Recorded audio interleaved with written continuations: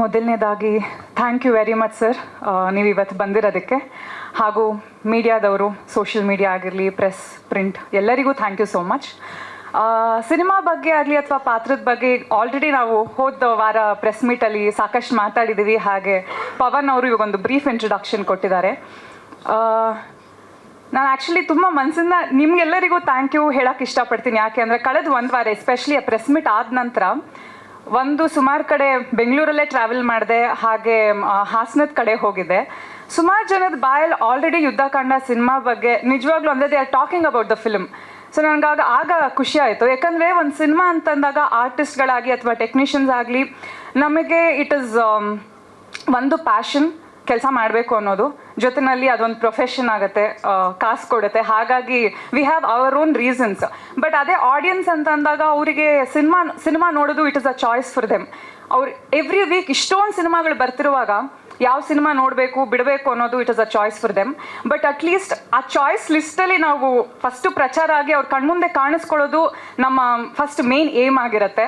So ಆ ನಿಟ್ಟಿನಲ್ಲಿ ನಿಮ್ಮೆಲ್ಲರ ಬೆಂಬಲ ತುಂಬ ಚೆನ್ನಾಗಿದೆ. ಹಾಗಾಗಿ ಥ್ಯಾಂಕ್ ಯು. ಏನಕ್ಕೆ ಮಾತು ಹೇಳ್ತಿದ್ದೀನಿ ಅಂದರೆ, ನಾವು ಹೊಂದಿಸಿ ಬರೆಯಿರಿ ಸಿನಿಮಾ ರಿಲೀಸ್ ಮಾಡಿದ ನಂತರ ಥಿಯೇಟರ್ ವಿಸಿಟ್ ಹೋದಾಗ ಸರ್ ನೀವು ಎಷ್ಟು ಸಖತ್ತಾಗಿ ಬಂದಿದೆ ಸಿನಿಮಾ, ಇನ್ನೂ ಚೆನ್ನಾಗಿ ಪ್ರಮೋಷನ್ ಮಾಡಬೇಕಿತ್ತು ಅಂತ ಹೇಳ್ತಿದ್ರು.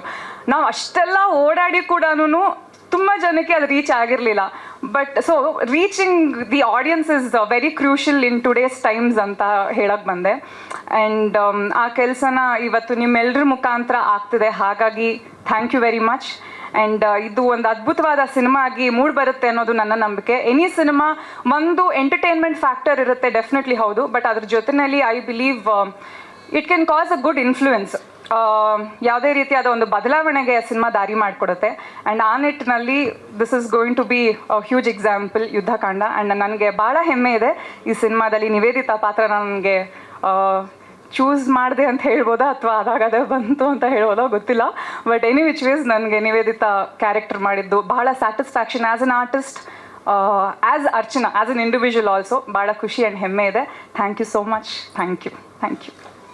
ಸೊ ಒಂದು ಮಾತಿದೆ, ಆಯ್ಕೆ ಮಾಡೋ ಸಂದರ್ಭ ಬಂದಾಗ ಮೊದಲನೇ ಆಯ್ಕೆನ ಚಿಕ್ಕವ್ರಿಗೆ ಕೊಡಬೇಕಂತೆ. ಸೊ ಅದೇ ರೀತಿ ಎಲ್ರಿಗಿಂತ ಚಿಕ್ಕವನಾದ ನನ್ನನ್ನು ಫಸ್ಟ್ ಸ್ಟೇಜ್ ಮೇಲೆ ಬಿಟ್ಬಿಟ್ಟಿದ್ದಾರೆ. ಸೊ ಅದಕ್ಕೋಸ್ಕರನೂ ಥ್ಯಾಂಕ್ ಯು ಟೀಮಿಗೆ. So Yuddhakanda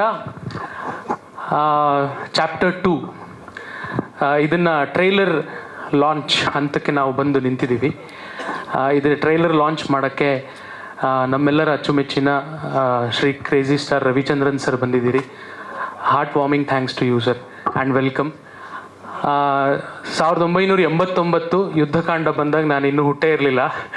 so I am nowhere in front of you, but very much thanks for coming ಇನ್.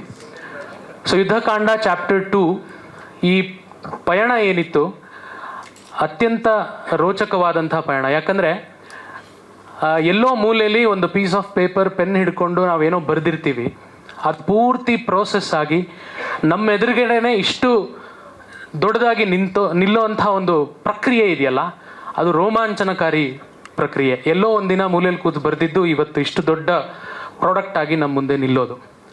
ಅದಕ್ಕೆ ಪ್ರಮುಖವಾದಂತಹ ಕಾರಣ ಅಜಯ್ ರಾವ್ ಪ್ರೊಡಕ್ಷನ್ಸ್, ಕೃಷ್ಣ ಅಜಯ್ ರಾವ್ ಅವರು. ಸೊ ನನಗೊಬ್ಬರು ಅತ್ಯದ್ಭುತವಾದಂಥ ಹೀರೋ ಸಿಗ್ತಾರೆ ಅಂತ ಹೋಗಿದ್ದೆ, ಬಟ್ ಹೀರೋ ಜೊತೆ ಪ್ರೊಡ್ಯೂಸರು ಸಿಕ್ಬಿಟ್ರು. That was my luck on that day. ನನ್ನ ಕತೆ ಹೇಳಿದಾಗ ಅದನ್ನು ಅರ್ಥ ಮಾಡ್ಕೊಳ್ಳೋ ಅಂಥ ಸೆನ್ಸಿಬಿಲಿಟಿ ಅವರಲ್ಲಿದ್ದು ಅದನ್ನು ಅವ್ರು ಒಪ್ಕೊಂಡಿದ್ದು ನನ್ನ ಭಾಗ್ಯ ಅಂತ ಹೇಳಬೇಕು. ಯಾಕಂದರೆ ಅವ್ರಿಗಿಂತ ಮುಂಚೆ ಯಾರೋ ಒಬ್ರಿಗೋ ಒಂದೇ ಒಂದು ಪ್ರೊಡ್ಯೂಸರ್ಗೆ ನಾನು ಕತೆ ಹೇಳಿದ್ದೆ. ಅವ್ರು ಹೇಳಿದ್ರು, ಏನು ಸರ್ ಬರೀ ಕತೆನೇ ಇದೆಯಲ್ಲ ಅಂತ. ಅಂದರೆ ಬೇರೆ ಏನೂ ಇಲ್ಲ, ಅದ್ರ ಹೌದು ಸರ್ ಕತೆನೇ ಇದೆ, ಅದೇ ಅಲ್ವಾ ಸಿನಿಮಾ. ಸೊ ಅದಾಗಿ ನಾನು ಕತೆ ಹೇಳೋದು ನಿಲ್ಲಿಸಿದ್ದೆ. ಯಾಕಂದರೆ ಎಲ್ಲ ಪಾತ್ರಗಳು ಸುಮಾರು 30% 30 to 35 ಅಲ್ವಾ ಸರ್, ಅಷ್ಟು % ಸಿನಿಮಾದಲ್ಲಿ ಅಜಯ್ ಸರ್ ಇಲ್ಲ. ಸೊ ಈ ಥರ ಸ್ಕ್ರಿಪ್ಟ್ನ ಯಾರು ಒಪ್ತಾರೆ? I was very confused. ನಾನು ಕತೆ ಹೇಳ್ತಿರ್ಲಿಲ್ಲ. ಬಟ್ ಆಮೇಲೆ ಅಜಯ್ ಸರ್, ಪರಮೇಶ್ ಸರ್ ಮೂಲಕ ನಾನು ಅಜಯ್ ಸರ್ನ ಮೀಟ್ ಆಗಿ ಕತೆ ಹೇಳಿ ಅಲ್ಲಿಂದ ನಮ್ಮ ಜರ್ನಿ ಸ್ಟಾರ್ಟ್ ಆಗಿತ್ತು. ಇಷ್ಟು ಹೇಳಿ ಎಲ್ರಿಗೂ ಮತ್ತೆ ಧನ್ಯವಾದಗಳನ್ನು ಹೇಳ್ತಾ ನನ್ನ ಮಾತನ್ನು ಮುಗಿಸ್ತೀನಿ. Thank you so much.